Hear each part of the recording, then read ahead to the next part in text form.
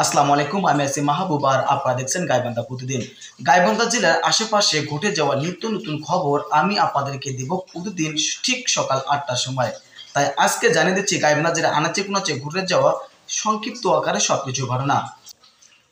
গাইবান্ধা জেলার সাদুল্যপুর উপজেলা ধাপেঘাট ইউনিয়নে হাসানপাড়া গ্রামে যে বৃদ্ধ মহিলাটি মমতাজ বেগম ওয়ার্ড উদ্ধার করা হয়েছিল তার বিস্তারিত তথ্য পাওয়া গিয়েছে। প্রথমে আপনি আগে তার ভিডিওটি একটু লক্ষ্য করুন, ভালোভাবে দেখুন।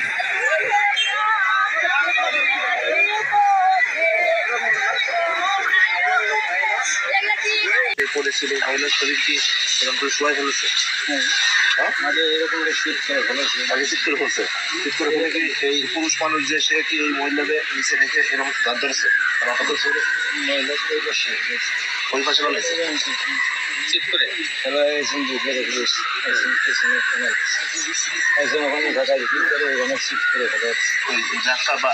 মাথাটা বাড়ি দিল,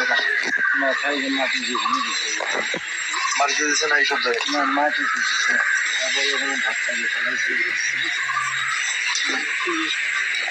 এবার সিমটা খুললো কোন জায়গা থেকে?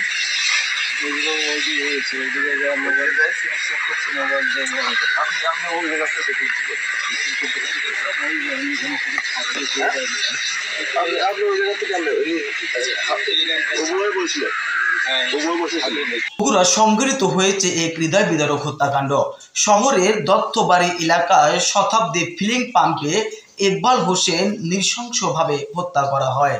স্থানীয় সূত্র জানা যায়, ইকবাল ও রতন দুজনেই একই পাম্পে দীর্ঘদিন ধরে কাজ করছিল। পাম্প থেকে তেল চুরির মিথ্যা অপবাদও তার উপর দেওয়া হয়েছিল বলে রেগে একসময় ঘুমান্ত অবস্থায় ইকবালের মাথায় হাতুড়ি দিয়ে তিনি মাত্র 20 সেকেন্ডে কম সময়ে একের পর এক আঘাত হানে ইকবালের মাথায়। আপনাদেরকে প্রথমে ভিডিওটি দেখাচ্ছি।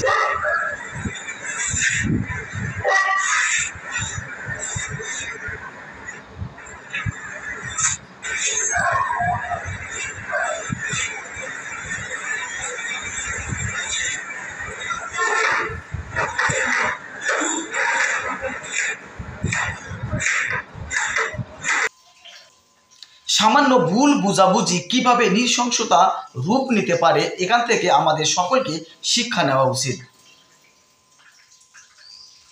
সম্মানিত ভিউয়ার্স, এই ছিল গাইবান্ধা প্রতিদিন আজকের খবর।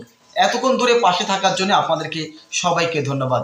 গাইবান্ধাকে ভালোবাসুন, গাইবান্ধার চ্যানেলটিকে অবশ্যই সাবস্ক্রাইব করুন এবং গাইবান্ধা আনাচে কোনাচে কোথায় কি হচ্ছে তার সংক্ষিপ্ত আকারে প্রতিদিন পেতে অবশ্যই গাইবান্ধার চ্যানেলটিকে অবশ্যই সাবস্ক্রাইব করুন।